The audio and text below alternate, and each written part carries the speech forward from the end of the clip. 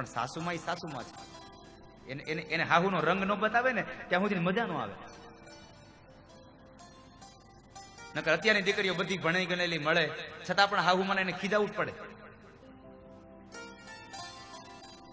એમાંય જો બપોરે હાહુમાં બરાબર શેરી બેઠા ગયા હોય, કોકની બાજુની ઘરે બેહવા ગયા હોય અને બપોરે હાહુને પૂછા વગરનું શાક કરી નાખે બીજું, એટલે તરત જ આવીને ઉપડે.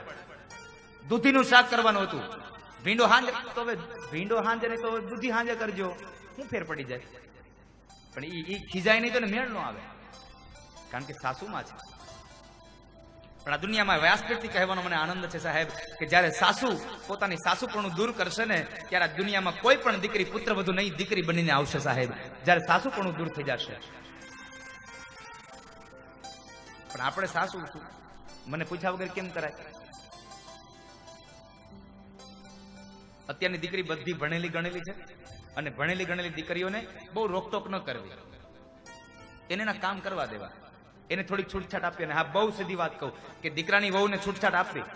શું કામે ને આપણે ઈચ્છીએ છીએ કે આપણી દીકરી જ્યાં હારે જાય ને એને છૂટછાટ મળે. એટલે જો તમે તમારી દીકરીને એના હાહરિયાની અંદર બધી છૂટછાટ અપાવવા માંગતા હોય તો તમારા દીકરાની વહુને પણ છૂટછાટ આપતા શીખો, તો તમારી દીકરીને છૂટછાટ મળશે, નકર નહીં મળે.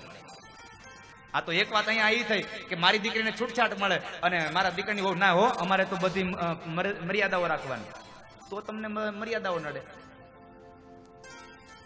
તમારી દીકરીને એના સાસરિયા વાળા નોકરી કરાવે તો ઈ તમને ગમે છે, અને તમારી દીકરાની વહુને તમે જો ઈ એમ કઈક મારે નોકરી કરવી છે તો તમે તરત ના પાડો છો, ના નોકરી નહીં. શા માટે સાહેબ આવો ભેદભાવ? બહુ સીધી વાત તમને કહું છું. એક પતિ પત્ની હતા, એના છોકરાને લગ્ન થયા, એટલે વહુ આવી, એટલે 2-5 મહિના થયા ને પછી હાહુને વહુને જરાય ભળે નહીં. અને ઓલો ઘરવાળો એ તો બિચારો શું કરે, તો હુડી વચ્ચે હોપારી હોય, નો એની માને કહી હગે, નો એની પત્નીને કહી હગે, એ હુડી વચ્ચે હોપારી થઈ ગયો હોય.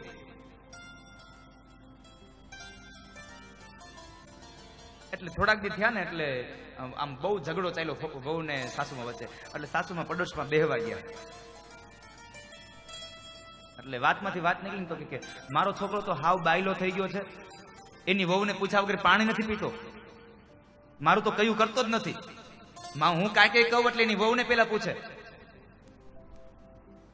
એટલે બાજુવાળા બેને કીધું, બીજું તો શું થાય બેન, આપણા ભાગ એટલે આપણે દીકરીને બહુ એવી મળી, પણ દીકરીને તો સારું છે ને. હા હો, મારી દીકરીને તો બહુ સારું, મારા જમાઈ તો બહુ સારું, મારી છોકરીને પૂછ્યા વગર કઈ કામ જ નથી કરતો, તો તારો જમાઈ સારો છે. સમજાય છે ને મારી ભાષા? તો તમને વાંધો નથી. તમારી દીકરી જો એનો તમારો જમાઈ તમારી દીકરીને પૂછે એમાં તમને વાંધો નથી, પણ તમારો દીકરો તમારી પત્નીને પૂછે એમાં તમને વાંધો છે સાહેબ. આવો ભેદભાવ રાખશો ને તો જિંદગીમાં કોઈ તમારું ઘર અયોધ્યા નહીં બને, ક્યારેય અયોધ્યા નહીં બને સાહેબ. માટે તમારા ઘરને અયોધ્યા બનાવવું હોય તો પહેલા તો તમારી દ્રષ્ટિમાંથી ભેદને કાઢી નાખો. તમારી દ્રષ્ટિમાં સમતા હોવી જોઈએ.